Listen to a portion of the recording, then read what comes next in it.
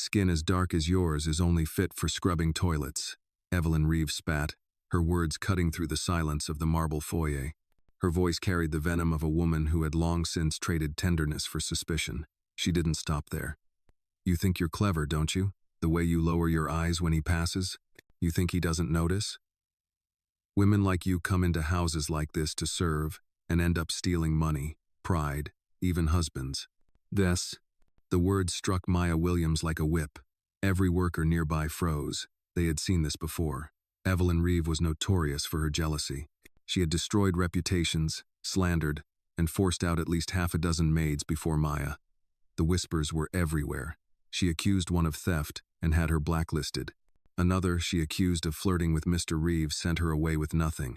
No one had lasted long against her fury. Maya's chest tightened. She needed this job. She needed the money for her daughter. Thanks in advance. Walking away wasn't an option. But Evelyn wasn't finished. She leaned closer, her perfume sharp and suffocating. You think you're special because he tolerates you? Because he doesn't scowl at you like he does at me? Don't flatter yourself, girl. You'll always be dirt under my shoe. Evelyn moved closer, her face only inches away, perfume sharp and suffocating. You'll never be more than the help. You'll never be seen as anything else. Remember that. Her hand rose swiftly, ready to strike across Maya's face. And something in Maya snapped. And before Maya could think, her hand lifted faster slap. The sound cracked through the air, bouncing off the chandeliered ceiling like a gunshot. Evelyn staggered back, stunned, one hand pressed to her reddened cheek. The foyer froze. Gasps filled the silence. Maya's own heart pounded as though it would break her ribs. Her voice came trembling but clear enough for all to hear. I didn't slap you because I hate you. I did it because your anger is destroying you. Your marriage. This home. Someone had to wake you up. At the top of the staircase, Douglas Reeve had been standing in the shadows, tie loosened, face pale. He had seen everything, the blow, the words, his wife's outrage. But what he saw wasn't context, only chaos. His maid striking his wife. His shoulders sagged with a deep, weary sigh, one that sounded less like fury and more like exhaustion.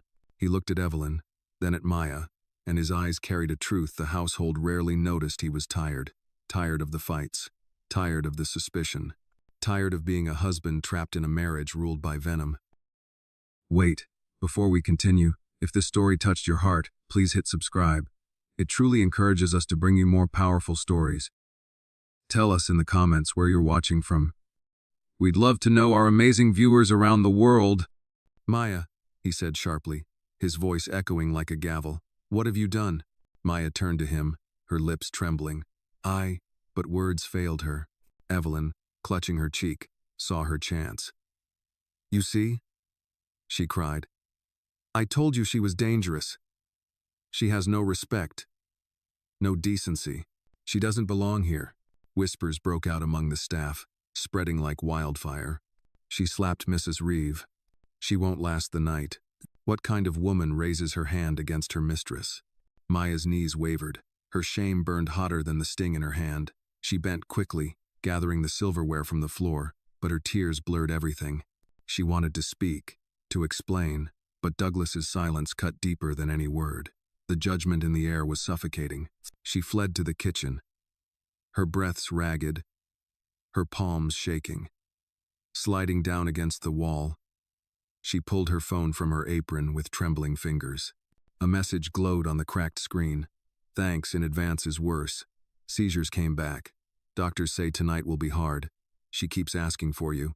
The words pierced her. She saw her little girl lying weak in a hospital bed, clutching her teddy bear, fighting to breathe. A sob broke from Maya's chest. She pressed her forehead to her knees. Hold on, baby, she whispered through tears. Just hold on for me. Upstairs, Douglas stood rooted on the landing, staring down at his wife, who was still raging and trembling. He pinched the bridge of his nose, the weight of years pressing on him. He remembered every false accusation Evelyn had hurled at past maids, every cruel dismissal. And though anger burned in him, it wasn't aimed only at Maya. It was aimed at the mess of his marriage, the bitterness that had turned his wife into a stranger, and at himself for letting it fester. But in the eyes of the house, the story was already written. Maya was guilty. Maya was the shame. Maya was the hand that had struck. And yet, as Maya sat in the kitchen, broken by whispers and thoughts of her dying child, she knew one thing with painful clarity. That slap had not come from defiance. It had come from despair, from a desperate hope that maybe, just maybe, truth could cut through a woman's blindness. She just didn't know that one desperate act would change the Reeve household forever. By noon, the staff moved like a school of fish afraid of a shadow. Evelyn Reeve had retreated to her dressing room with ice pressed to her cheek and a glass of Chardonnay sweating on the vanity. Douglas closed himself in the library, the divorce papers still unsigned resting beneath a paperweight shaped like a ship's wheel, as if steering anything in this house were still possible. Maya stood at the deep ceramic sink, rinsing crystal that didn't need to be washed. Water ran over her hands until her fingers went numb. She concentrated on small motions. Turn, rinse, place. The routine had always steadied her, the way prayer steadies a mind that won't stop shaking. But today, the marble floor beneath her felt like a frozen lake. One wrong step and she would fall through. George shuffled in, his polished shoes whispering across the tile. He set a tray down with a soft sigh. "You can stop scouring what's already clean," he murmured without looking at her. "I'm fine," she said. "That's the lie decent people tell when the world has its foot on their neck." He poured coffee into a mug, the good kind, the one the staff only touched when no one was around to scold them. He slid it toward her. "Drink." Maya wrapped both hands around the warmth. "They think I'm a monster. They think what they're paid to think," George replied. He scratched the white line of a scar along his wrist, a souvenir from a long ago broken champagne flute. "But I've seen monsters. You're not one." "No." Voices drifted from the hall, two maids, whispering in Spanish, then switching to English when they realized how thin walls can be. She hit Mrs. Reeve. "She'll be gone by sunset. Agency will put her on the do not hire list." Maya kept her gaze on the coffee. "If I lose this job, you'll find another," George said. "Not on a do not hire." He didn't contradict her. Instead, he pulled a clean dish towel and laid it near her elbow. "Wipe your hands. She'll smell dishwater on you and call it disrespect." Evelyn's perfume arrived seconds before she did, sharp, expensive, the kind that clung to fabrics and memories. She stood in the doorway, a silk scarf tied loosely at her throat, the faintest flush still visible beneath powder. Her eyes were too bright. "Out," she said to Maya. George straightened. "Mrs. Reeve." "I said out." Maya set the mug down carefully. "Yes, ma'am." She started to go. "Leave the mug," Evelyn snapped. "You don't need caffeine to fuel your insolence." Maya stepped past her. In the hall, the air felt thinner. She aimed for the back staircase, the one meant for the invisible, and climbed until the chatter from below became a hush. On the second floor, she paused by the landing window and watched the drive. A black Cadillac Escalade idled at the gate while a delivery truck turned around, the driver craning his neck to look at the house as if gossip traveled on four wheels too. She should pack. That was the logical thing. Fold the 2 pairs of jeans and the 3 t-shirts, tuck the soft pink handkerchief her mother embroidered with MW, and go. Pride could ride shotgun. Necessity would do the driving. Instead, her feet took her toward the library. She found Douglas with his elbows on his knees, staring at the ship's wheel paperweight like it could be spun backward to a different year. He didn't hear her at first, not until the floorboard near the Persian rug complained. "I told you to take the day," he said without looking up. "I needed to ask if I should call the agency," Maya replied. Her voice was careful, professional. "To replace me." He lifted his eyes. For an instant, he looked almost relieved to see her alive and not in pieces. Then the practiced restraint returned. "You struck my wife." She raised her hand first, Maya said. "And before you ask, no. That doesn't make it right. I know it doesn't." The words tasted like rust, but I wasn't born to be a punching bag. He rubbed his jaw, gaze drifting to the window where autumn light peeled across the lawn. "Do you know how many staff Evelyn has accused in the last 2 years?" Maya stayed silent. 7, he said. "Thefts that never happened. Affairs that never existed." I paid settlements to women we wronged, so those rumors wouldn't follow them. It didn't help. Rumors breed in darkness. Maya's chest tightened. Then you know who she has become. Oh, I know who grief has made both of us, he said quietly. He tapped the paperweight. That doesn't mean I can condone what happened. You don't have to condone it, Maya answered, surprised by her own steadiness. Just don't let it turn into a lie. She swallowed, and for a heartbeat the third-person distance she kept for survival fissured. I struck her because I couldn't watch a woman drown while insisting the water was my fault. I'll pack my things. He stood. Wait, sir? He looked at the divorce papers and then at her. A man calculating the cost of another silence. Give me until evening. Maya nodded, backing away. Yes, sir. On the landing, she nearly collided with two housekeepers clutching folded linens like shields. Their eyes darted to her face, and then to the reddened half-moon on her palm proof of skin meeting skin. One of them muttered, God help you, not unkindly. In her basement room, Maya sat on the edge of the narrow bed and dialed the hospital. The nurse's voice was soft, efficient. Your daughter's fever is down. She's resting. Can I talk to her? Maya whispered. She's sleeping. If you're still here and enjoying the story, we'd love your support. Take a second to hit subscribe. It really means a lot. Please tell her Mommy will call back. Tell her I'm working hard. After she hung up, the room seemed to lean. She pressed the pink handkerchief to her eyes and breathed. Outside the small window, a gardener passed with a blower, and a spiral of gold leaves lifted and danced, as if pretending fall was only for postcards. A knock tapped the doorframe. George leaned in, holding a brown paper bag. Sandwich, he said. Turkey on rye. Eat before pride convinces you you're not hungry. Maya smiled despite the ache. Thank you. He shifted, cleared his throat. I came with a story once. Not a sandwich. 25 years ago. Different house. Different mistress. Same look in the eyes. He pointed 2 fingers to his face. Suspicion like a fever. I learned this. Sometimes the rich don't hate the poor. They hate the mirror the poor hold up. Maya unwrapped the sandwich. What did you do? Lived long enough to be the old man who hands out sandwiches. He half smiled, and I stayed honest. It doesn't always pay, but it lets you sleep. When he left, she ate in small bites, each one a truce with a stomach tied in knots. The phone vibrated again, her sister. A photo of thanks in advance, with a sticker on her bandaged hand. A lopsided rainbow drawn with a shaky marker. Under it, a caption, For Mommy. Maya's throat closed. I'm not quitting on you, she whispered. I won't.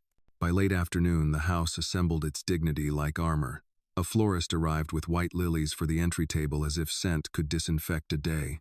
Evelyn descended the staircase in a navy sheath dress, her cheek carefully powdered, a pearl pin bright at her collar. She carried a small leather notebook. Maya had seen it before the ledger of slights where Evelyn wrote what she couldn't say to anyone's face. Today, her hand moved fast. Douglas met his wife at the bottom step. For a suspended second, they looked like the couple on the charity gala flyers that still arrived in the mail. Then reality returned. We're speaking with the agency at 6, Evelyn declared. They'll remove her tonight. I won't sleep under the same roof. Douglas's expression didn't change, but the muscles in his neck tightened. We'll speak at 6, he said. All of us. All? Evelyn's laugh was brittle. You're giving the help a hearing now? I'm giving myself one, he replied, and walked away. The staff drifted to the edges of the foyer as light gathered in the high windows. Maya stood near the service entrance, hands folded, posture perfectly neutral. George stationed himself a few feet behind her like a tacit witness. 2 footmen pretended to adjust the rug. Evelyn opened her notebook and read aloud. Insubordination. Striking an employer. Inappropriate proximity to Mr. Reeve. She looked up. Do you deny it? Maya kept her voice even. I deny the last part. You touched his collar yesterday. I straightened a crooked seam. The smallest smile flickered and died. It happens in a house that worships symmetry. A vein beat at Evelyn's temple. You see? She mocks us. Douglas lifted a hand. The room obeyed. Maya, speak. She hadn't planned a speech. Words came anyway. careful and plain. I came here to work. To pay for my daughter's treatments. I have tried to disappear, but some cruelty drags you back into sight. She paused, eyes drifting to Evelyn's notebook. You think I want your life? I don't. I want my child to live. I want to be treated like a person while I mop your floors. And yes, I struck you. I did it because I saw a woman drowning and calling the river by everyone else's name. Silence opened like a held breath. Evelyn's lips thinned. Poetry won't save your job. No, Maya said. But truth helps me stand up straight while I lose it. Douglas looked from one woman to the other, his wife, armored in outrage, his employee, steadied by something he couldn't name. In the quiet, the grandfather clock chimed 6. The sound threaded through the space like a benediction or a verdict. I'll make a decision in the morning, he said. Evelyn stiffened. Unacceptable. Then be angry at me, he answered. I'm tired of you being angry at everyone else. For a moment, Evelyn's eyes flashed with something raw, a wound too old to name. She closed the notebook and pivoted away. I'm dining in the city, she said. And the door swallowed her perfume and her footsteps. The staff dissolved like smoke. George touched Maya's elbow. Breathe, he whispered. When the foyer emptied, Maya stepped outside onto the back porch. Evening had settled a slow blue tucked into the trees. The wooden bench there had always felt like neutral ground, a place where even a maid could be a mother for 5 quiet minutes. She sat and folded the pink handkerchief in her lap, the embroidered initials soft from years of washing. Somewhere inside the house, a piano tried a few hesitant notes, as if memory were searching for a song it once knew. Maya closed her eyes and listened, letting the cool air rinse the heat from her face. I did not come here to change anyone. I came here to keep a promise to a little girl, but maybe promises are contagious. The door opened behind her. Douglas stood there, jacket off, the sketched weariness of a man who had been bargaining with himself for too long. I meant what I said, he told the dusk more than her. Morning, she nodded. I'll be ready, sir. Then she surprised herself. Whatever you decide. He studied the handkerchief in her hands. Whose initials? My mother's needle, Maya said. My name. He inclined his head, a small courtesy most people forgot belonged to everyone. Good night, Miss Williams. Good night, Mr. Reeve. When he left, Maya lifted her phone. A new photo had arrived. Thanks, in advance. Awake now, her eyes heavy but bright, holding up a shaky thumbs up. Under it, Mommy, I'm brave. So am I, Maya whispered, and for the first time since morning, the bench felt steady beneath her. The house still shimmered with its marble and its money. But she could finally see what lay underneath. Not power, not perfection, but people flawed, frightened, and if grace allowed, still capable of turning toward the light. Like if you feel for Maya and comment where you're watching from, maybe someone nearby is watching too. The night passed without sleep. The house was silent, except for the low hum of the air system and the slow ticking of the grandfather clock that seemed to measure judgment rather than time. Maya lay on her narrow bed, staring at the ceiling, her body motionless but her mind replaying everything: the sting on Evelyn's cheek, the shock in Douglas's eyes, the whispers behind closed doors. Each echo cut her open a little more. At dawn, she rose quietly, washed her face in the small basin, and tied her hair back with the pink handkerchief her mother had embroidered. Her eyes were swollen, but she didn't care. She had learned long ago that grief wasn't a thing to hide, it was a thing to carry. She buttoned her uniform, squared her shoulders, and went upstairs to begin the morning routine she might not be allowed to finish.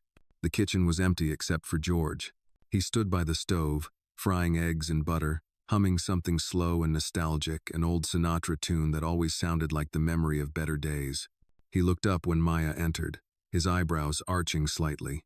Morning, he said, not unkindly. Morning, she answered. He slid a plate toward her. Eat something.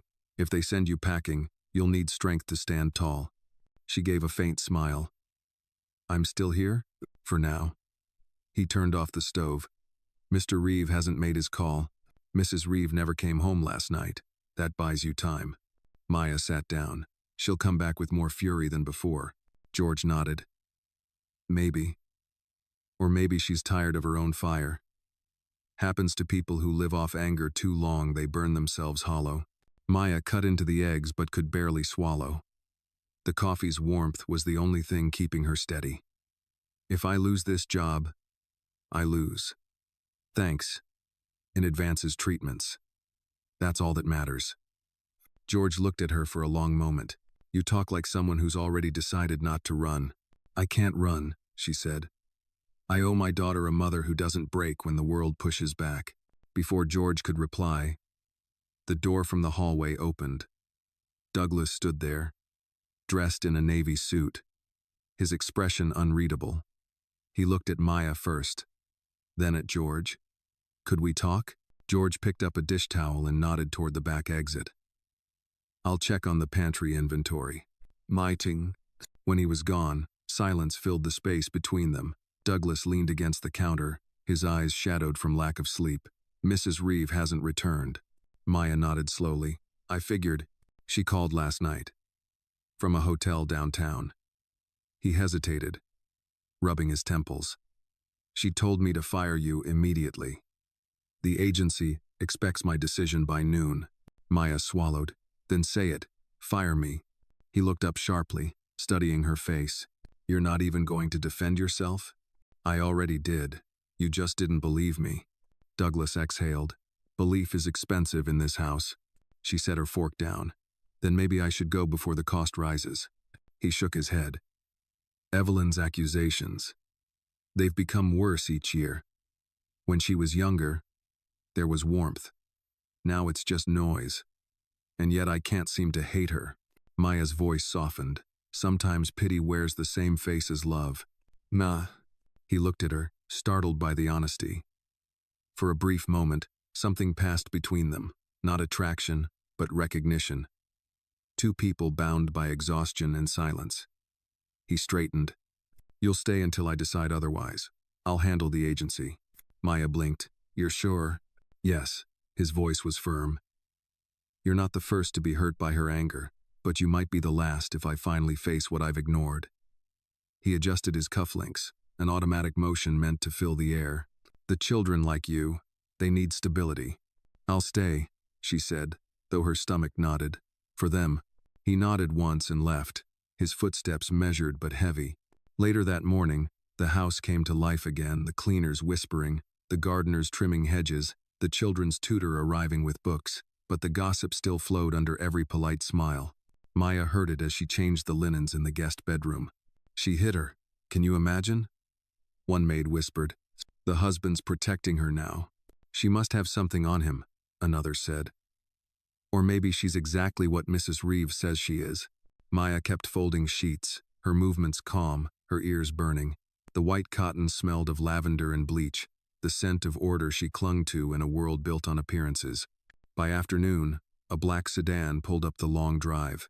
Evelyn stepped out, sunglasses hiding half her face, the other half perfectly composed. She entered the house without speaking to anyone and walked straight to the library. The door closed behind her, the sound sharp as a knife. Minutes later, George appeared in the doorway of the guest room. Brace yourself, he whispered. Maya didn't reply. Through the thick wooden walls, raised voices began to bleed out Evelyn's brittle, Douglas's low and contained. She couldn't make out words, only the rhythm of accusation and restraint. Then, abruptly, silence. Footsteps approached. Douglas emerged first, his expression flat but his eyes dark. Evelyn followed, clutching her purse like a weapon. She stopped when she saw Maya in the hallway. Still here, she said, her voice like ice. You must be very persuasive. Maya lowered her gaze.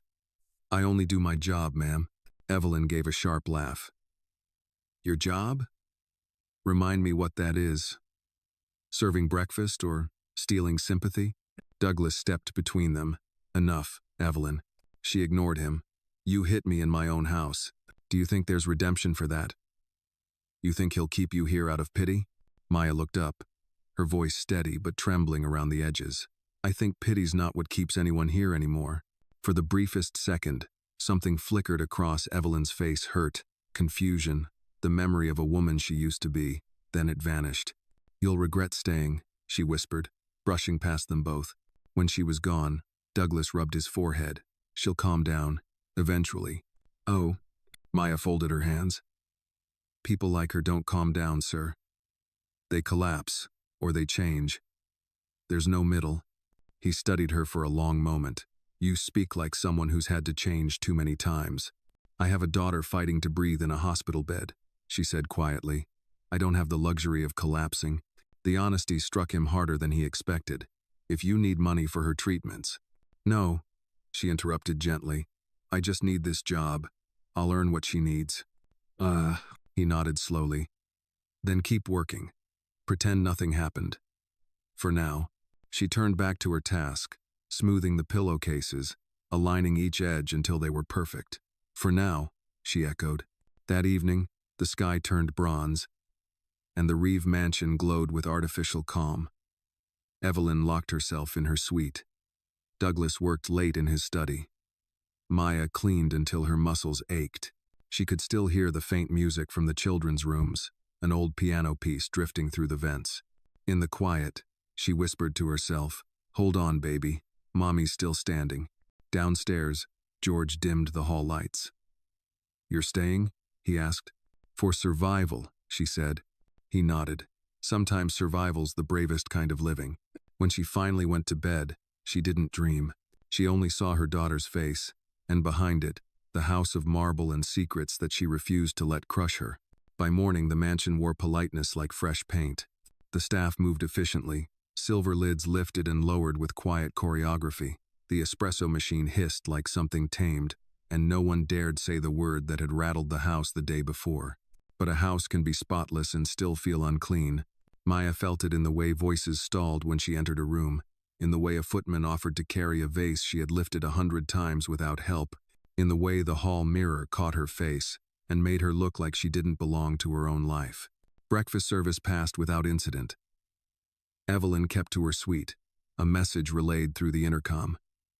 Trey, outside the door. No one knocks. Douglas ate alone at the end of the long oak table, a newspaper folded but unread beside his plate. He barely touched the soft scramble or the sliced grapefruit. When Maya reached to refill his coffee, he slid the mug closer without looking up, then said, Thank you, Miss Williams. As if naming her were an act of decency he had forgotten and was relearning. She inclined her head and retreated, aware of the tiny courtesy, as if it were a blanket thrown over chilled shoulders. By 10, the children had vanished into the school day. By noon, a light rain stitched the windows. Maya took the back stair to the second floor to swap out the hand towels in the guest bath, then paused outside the library door. She hadn't meant to pause, hadn't meant to do anything but work, but sound has its own gravity when grief is nearby. A soft, strangled exhale carried under the seam of the door, as private as a prayer, as unguarded as a child's sob. She set the towels on a chair and touched the door with 2 fingers. Sir? She said, barely louder than the rain. Come in, came his voice, rough. Douglas sat on the leather settee with a manila folder open on his lap, shoulders pitched forward, elbows on knees, head bent low. The paperweight, an old brass ship's wheel, held down a stack of legal documents. She knew what they were, not because she could read from where she stood, but because the shape of defeat is always the same. Squared corners, clean margins, signatures waiting for ink. He swiped at his eyes once, quickly, the gentleman's denial of tears, and lifted the top page as if its weight had changed overnight. Do you need anything? Maya asked. He gave a short laugh that wasn't a laugh. A map, maybe, or a compass that points to something other than pride. She took a step toward the desk and saw, half hidden under the folder, a photo of Douglas and Evelyn from years ago. He was tanned, hair longer, smile unforced. She wore a sundress, her cheek pressed to his shoulder. The kind of closeness that makes strangers think forever is a thing people can hold. Whoever they were had been mislaid. I'm sorry, Maya said, surprising herself with the softness in her voice. For what? He didn't look at her. For the part I played in shining light on what you were already trying not to see. He set the page down and finally looked up. He had that hollowed look people carry out of ICU waiting rooms and custody hearings. You didn't make the crack, Miss Williams. You just stood near it when it widened. It's still a crack you can mend, she said, though she didn't know if she believed it. Sometimes I tell my daughter her pain doesn't get to be the only truth in the room. Sometimes the pain is the loudest, but it doesn't own the room. He stared at her hand where it rested on the chair back, at the faint half-moon on her palm that had not yet faded. "Your daughter, how is she?" "Better today," she said. "Fever's down." She drew a breath. 6 years old and braver than I was at 20. He nodded, then glanced at the papers again. "There are things you can't fix by signing," he murmured, "or by refusing to. I don't even know what fixing would look like anymore." "Maybe it looks like listening longer than you defend," Maya said. "Maybe it looks like telling the truth even when it makes you small." He exhaled, that almost laugh again. "Truth already made me small. The part I don't know is whether small is the right size for marriage." She couldn't answer that. She wasn't here to diagnose a union she wasn't part of. She shifted toward the windows, where the rain softened the immaculate lawn. "Sir, may I ask a question? If I shouldn't, tell me. Go ahead. Were you ever happy isn't the word, were you ever quiet together?" His eyes moved to the photo. "Once," he said, "before everything became performance. Before money built rooms where our voices couldn't find each other." He closed the folder. "I called the attorney this morning and told him to wait. One day. That's all I could think to ask life for. One day." "Then let this be a good one," she said. "That depends on more than me," he said, but the sharpness in his tone had loosened. He gestured toward the tray she still held. "You came for towels?" "Yes, sir." She set them on the sideboard, smoothed the edge as if tidiness could lower the temperature in the room. "If you need quiet, I can." "Stay," he said, then caught himself. Close the door behind you, please." She did as asked, leaving him to whatever negotiations a man has with himself when the world he owns is a house he cannot enter without dread. In the hall, she leaned against the wainscoting and let the rain's hush settle her breathing. "I won't collapse," she told herself. "Not here." In the afternoon, the tutor departed, and the house exhaled. Evelyn emerged at last, immaculate in charcoal wool and pearls, her expression lacquered to a perfect neutrality that fooled no one. She crossed the foyer without speaking to the staff and turned into the music room. Moments later, notes from a piano surfaced and faltered, then surfaced again. The piece was familiar, Debussy's Clair de Lune, the song people choose when they can't bear to say "I'm sorry" or "I'm lonely" out loud. She missed the left-hand entry 3 times, cursed under her breath, struck the keys harder, then stopped. The silence she left behind was less elegant than the music. Maya dusted the picture rails in the adjacent hall, moving slow, listening without meaning to. When she stepped into the music room to gather water glasses, Evelyn looked up, eyes cool as glass. "You, set those down and go." "Yes, ma'am," Maya said, placing the glasses on the side table. She turned to go, then paused. "Ma'am, if you ever want me to leave a tray for you in the morning, different kind of tea, honey instead of sugar." "Are you teaching me how to take my tea now?" Evelyn's voice cut automatic, defensive, but something else flickered behind it. Fatigue, perhaps. Or the awareness of her own edges. "No, ma'am," Maya said. "Just asking what kindness looks like to you." Evelyn stared at her as if the words were an insult, then looked away. "Bring the honey. I can decide for myself." "Yes, ma'am." Back in the kitchen, George shook his head as if he'd watched a standoff that ended in a draw. "Piano again?" he asked. "For a minute," Maya said, then silence. He passed her a small jar. "Clover honey. Make it feel southern. Maybe she'll remember being human." Maya smiled despite herself. "You do a lot of remembering for this house, George." "Somebody has to," he said, and shuffled off to tame the silver. Late afternoon, the rain thinned to mist. Maya took a fresh arrangement of lilies to the foyer table. As she adjusted the stems, a woman from the agency arrived, navy blazer, sensible heels, a smile that never reached her eyes. Agency representative, her badge read, as if her name had been erased in favor of function. She asked for Douglas. He kept the woman waiting in the hall for 7 minutes and then met her by the door, refusing to invite her further in.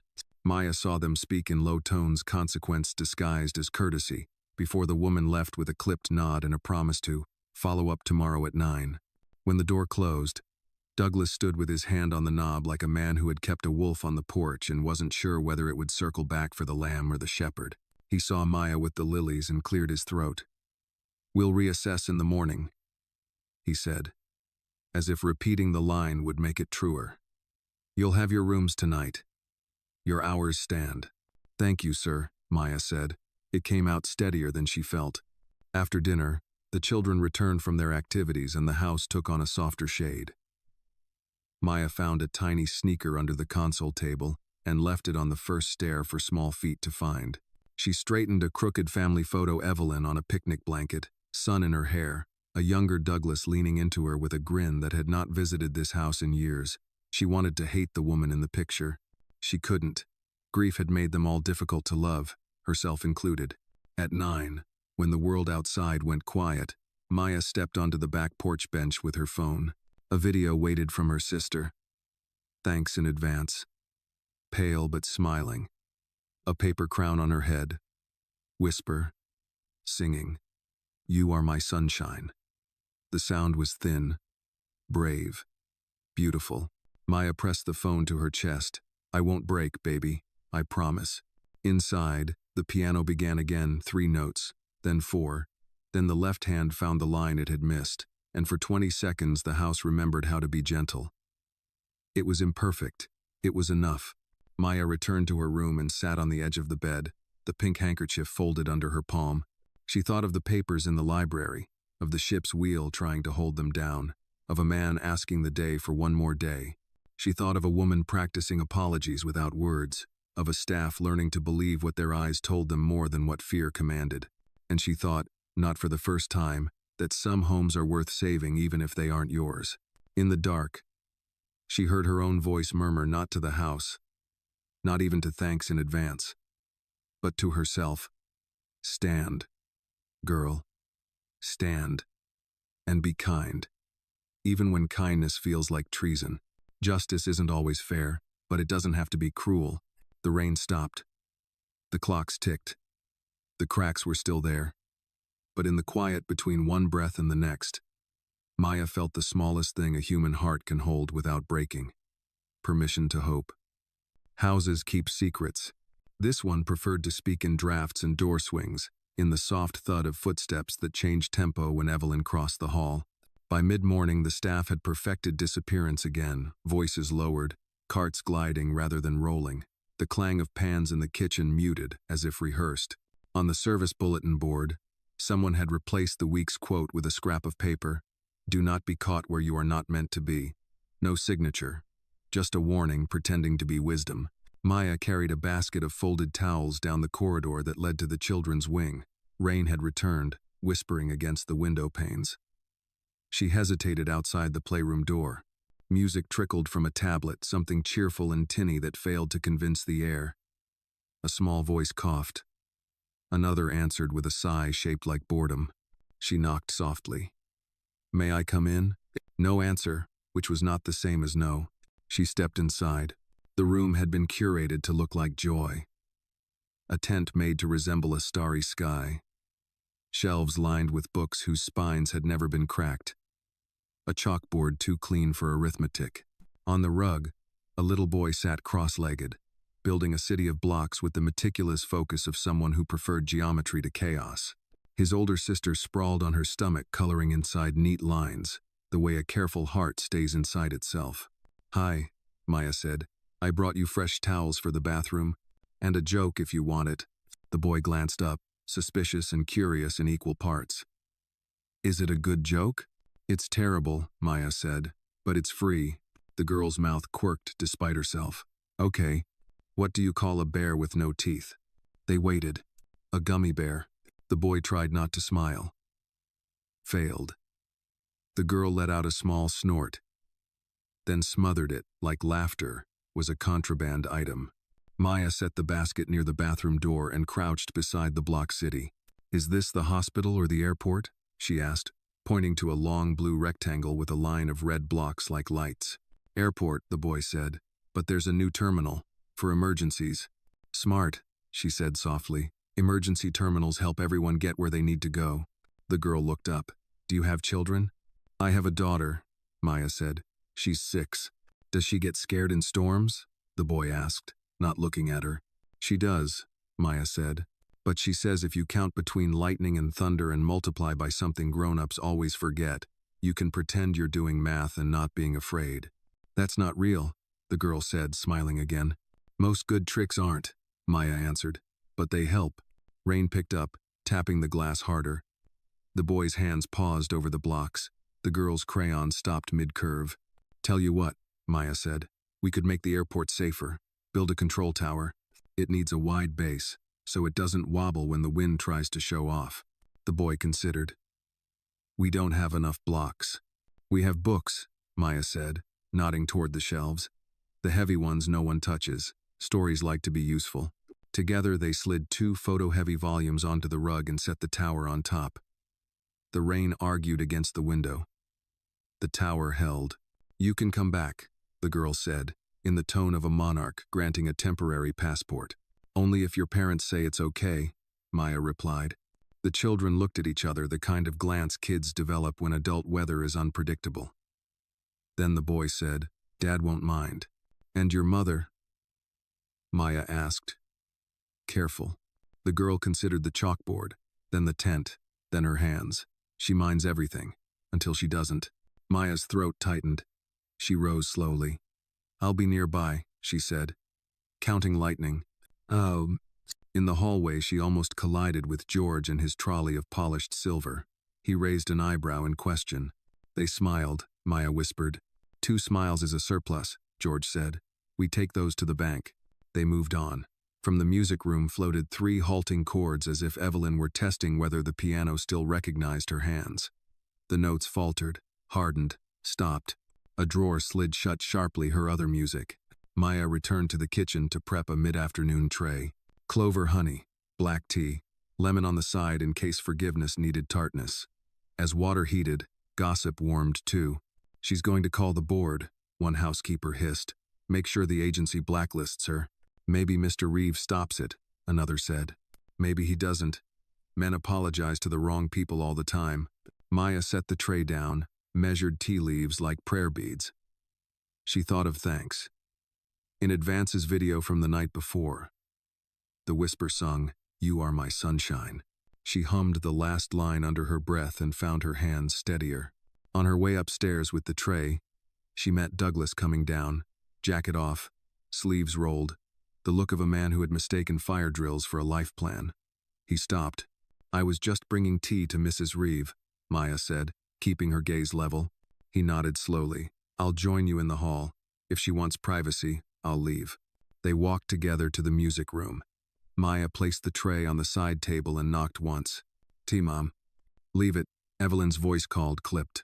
Maya set the lid on the sugar bowl, the spoon at the precise angle Evelyn preferred. She turned to go, nearly bumping into Douglas, who had lingered 3 paces back. For a second they were too close to be employer and employee, and not close enough to be anything else. Maya stepped aside. Excuse me, sir. He nodded, a fraction late. Thank you, Miss Williams.